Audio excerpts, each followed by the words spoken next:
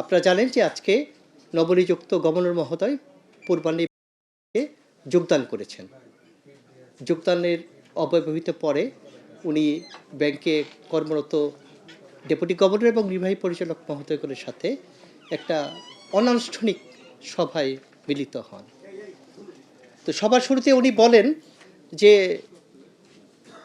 কেন্দ্রীয় ব্যাংক একটি রেগুলেটর, শুধু কেন্দ্রীয় ব্যাংক বলে কথা না, সকল রেগুলেটরের উচিত মিডিয়াতে যত কম বক্তব্য প্রদান করা যায়, কেননা বিশেষ করে কেন্দ্রীয় ব্যাংকের যে কোনো বক্তব্য সোসাইটিতে পজিটিভ এবং নেগেটিভ ইম্প্যাক্ট ফেলে এবং তার ওয়েটও অনেক বেশি থাকে। অতএব অবশ্যই বাংলাদেশ ব্যাংক একটা মিডিয়া বান্ধব রেগুলেটরি বডি, মিডিয়ার সাথে আমাদের নিবিড় যোগাযোগ থাকবে। তবে ডে টু ডে ব্রিফ করা এই ধরনের ঘটনা হয়তো বা ঘটবে না। এখন আপনাদের সাথে যোগাযোগ থাকবে স্পোক্স পার্সনের মাধ্যমে।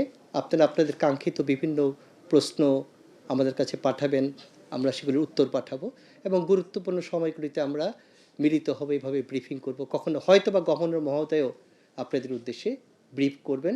এই মেসেজটা উনি আজকে দিয়েছেন। অর্থাৎ মিডিয়ার সাথে তার ইন্টারেকশনটা কম হবে, তবে এই মেসেজ দেয় না যে বাংলাদেশ ব্যাংক মিডিয়া বান্ধব কালচার থেকে দূরে সরে যাচ্ছে।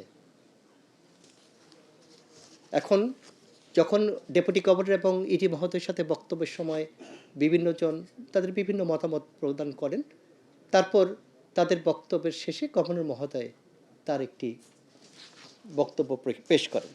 যেহেতু সভাটা ছিল অনানুষ্ঠানিক ধরনের, কারণ এটা অনেকটা ওরিয়েন্টেশন মিটিং, আজকেতে উনি প্রথম চেয়ার করলেন বাংলাদেশ ব্যাংকে এসে স্বাভাবিকভাবে, এবং তার এই ঠিক ফর্মাল মিটিং যেমন হওয়ার কথা, ইস্যুভিত্তিক বিভিন্ন ইস্যুভিত্তিক মিটিং হয়, এটাকে সেই ধরনের মিটিংয়ে ফেলা যাবে না।